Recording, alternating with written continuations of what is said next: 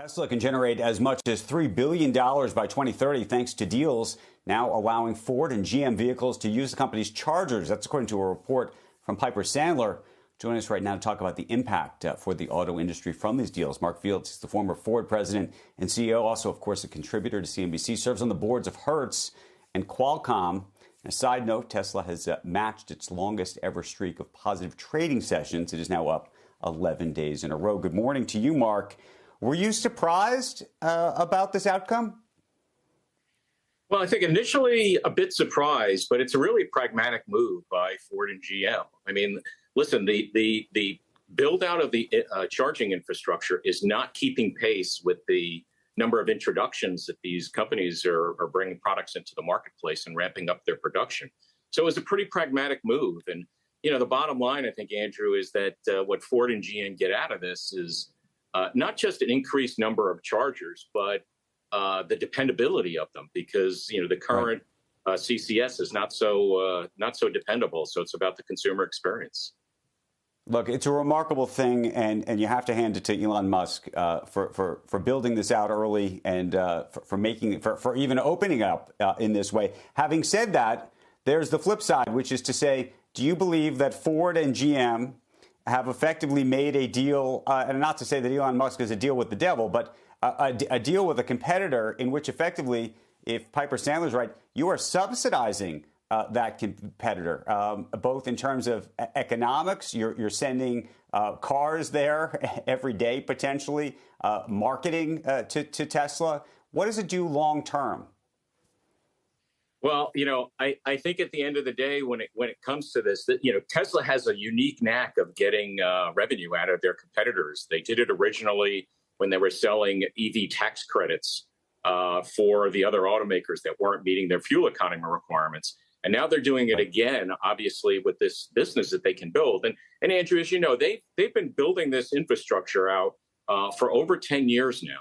And so I think the automakers said, listen, this is a shortcut to getting not only selling people an EV, but it's about the EV charging experience. So not only has Tesla built it out, it has high customer satisfaction. And that's important for the automakers because, yes, they're giving some money to their competitor, but at the same time, they're thinking about how they're going to, you know, turbocharge their own sales and also about repeat sales the next time the customer who buys an EV comes back into the marketplace. Right. In many ways, obviously, looks like there's huge upside for Tesla. Having said that, you go on some of these customer forums online, not a lot of happy customers about this particular news. They say to themselves, you know what, there's already lines in some locations to actually get to an EV charger. Now, there are going to be even greater lines. The idea of the exclusivity of it, being part of sort of the Tesla club.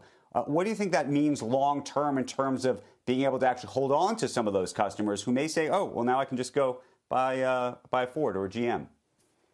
Yeah, I think, you know, you're right, Andrew. I mean, at the end of the day, it's are you diluting the experience as a Tesla customer? So Tesla has to strike the right balance. And listen, they can come up with some pretty, I think, creative things. For example, you know, do they have charging stations at their locations just for Tesla cars versus non-Tesla cars?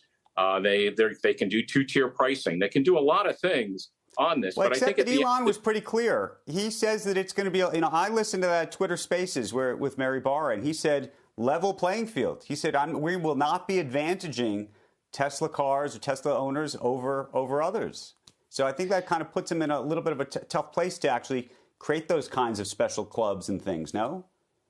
Well, it does to a certain extent. But listen, you know, that was vague enough that I think he has some room to be able to create some special experiences for their Tesla customers.